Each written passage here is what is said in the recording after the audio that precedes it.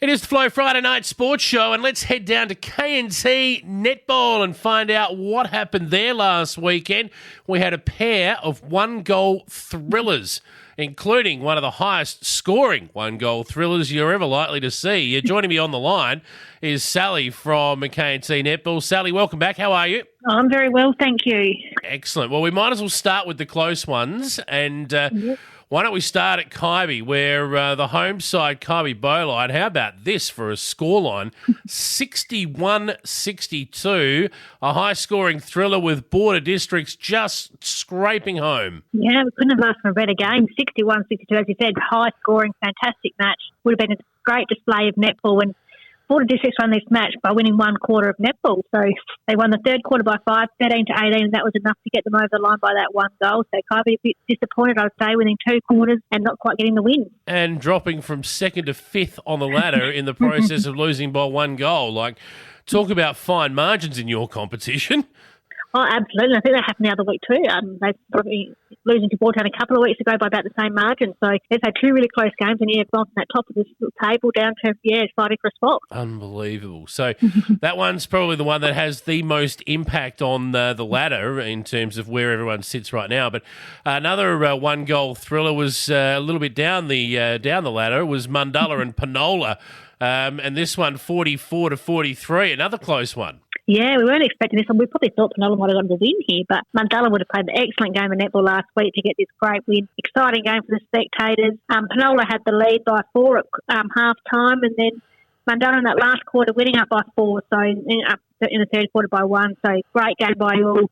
Mundalla to get that win and, their second win in the season. Yeah, only their second win, and I'll tell you what, a really big blow to Penola's finals chances as well. That moves them to 6th on the ladder, and now, I won't say out of contention, but they're certainly out of the action right now.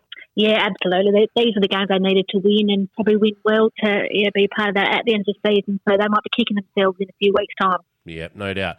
The other two games were a little bit clearer cut, so we might start at Pathway, where the hosts can only manage half the goals that Bordertown could, 60-29. Pretty clear-cut result, that one. Yeah, great start here by the Bordertown girls, and with a 17-3 third quarter, so really setting themselves up for a good win. Pathway Regan, they lifted in the second quarter. It was a nice close to second quarter and third quarter, but a great start by Bordertown to get them the win, but always Pathway putting in 110%, which was great to see. Yeah. And the other match, the last match of the round, a pretty clear-cut result in the end, surprisingly. Lucendale over Narracourt, but it's the margin that's the surprise here, almost double again.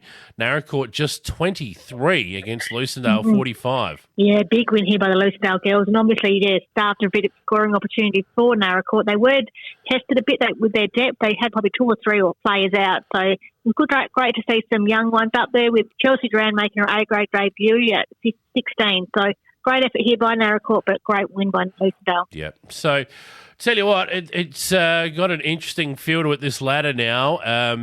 There's genuinely almost 3 divisions, I think you could say here, and it sort of goes in clumps of 3. So let's start with the top 3. We've got Lucendale, Keith and Border Districts all sitting together on identical records with only percentage separating them. So they're all 6 wins, 2 losses at the moment, and there's not a heck of a lot of percentage between them either, with Lucendale, Keith and Border Districts in that order.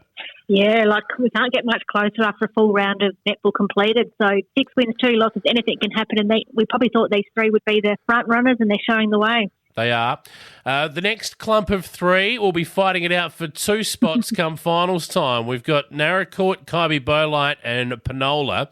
And Narracourt, Kybee Bywater, 9 points. And then Penola on 8 points. They're 4 wins and 4 losses without a draw. So not a lot of percentage between these guys either. There's only like 7% between all 3 of them. But percentage will only matter between Narracourt and Kybee, really, won't it? Oh, I think so, definitely. So, we can't ask for a better ladder at the moment. 6 wins, everyone in contention, so anything can happen. 6 teams in contention, anything can happen. So, it's great. I love to see it, and I'm excited for the second half of the season. Yep. And the last clump of 3 is 7-9. We got Bordertown, Mundalla and Pathway. But look, Bordertown and Mundalla aren't out of the equation yet either. Pathway certainly are. But Bordertown, if they got a wriggle on in particular, they're still within striking distance of the top 5. Oh, absolutely. Only been that one game out, so it's 1.5 or 2.5 points they're out. So, anything can happen. So those close games they had at the start of the year that they might have been able to win, if they put some wins on the board, anything can happen, which we'd like to see. And we could be even closer in a few weeks' time. Yeah, well, let's have a look at this round of matches, round 10 of 16. So here we go. Let's have a look at them. Narracourt taking on Kybe Boli. It doesn't get more important than this game. It's match of the round stuff at Narracourt, and the hosts just have to win. They do, absolutely. And obviously they played in round one and had a draw. So, we might see that again. We might not. But they're really playing for that fifth spot here, fourth and fifth spot. So they'll both want to get the win. They both came off losses last week, so they'll be raring to go. I reckon we'll go for Kybe in a close one. Yeah. Other matches, and should mention too, Bordertown have the A grade bye, but they'll be playing Kingston in other grades. So, and will you be heading to Kingston, or are you doing the hosting? No, we're heading to Kingston this week, so I'm actually having a week off at home. So if you like, it's all right for some. Yeah, I know. I'm really looking forward to it because I got wet too much last week, so I want to get tried this week. Fair enough. All right, the other three games in this round for the A-grade crew are Lucindale and Penola. Now, Lucindale top of the ladder at the moment. Penola dropping one that they needed to win last week. Can they go the other way? Yeah, I reckon at full strength they could. They really could, and they really want to have a win, I would imagine. So only Lucindale won this one 47-38 in round one, so it could go either way, but Lucindale is looking good, and I think they'll win here. Yeah.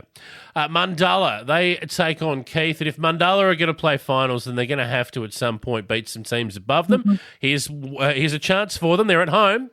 Absolutely. Like when they played in round one at Keith, it was 74-50, so a lot of goals were on the board that day. But again, we're outside this week. Anything can happen. Keith outside. They've had a couple of weeks off, so I reckon they'll put it up to them, but I think Keith will be too strong. Yeah. And the last match of the round will be at Padthaway, where the bottom side will take on Border Districts, one of the teams in that top clump of three that we talked about before. So Border Districts will be hoping to win with some percentage here. I would imagine so. Like as we've spoken about, these top three is only separated by percentage. So, yeah, they really want to keep that double chance alive come at the final season. So they'll be wanting a good win here. And they had a good win, 54-41 in round one. So I think they'll get a good win and probably win well. All right. There it is, round 10 of matches there in KNT Netball this weekend. Anything else for us, Sally? No, we're really looking forward to another injury-free weekend. Let's hope for some sunshine and see how we go. Excellent. Great chatting with you as always. Look forward to catching up with you again next week. Sounds great. Thank you.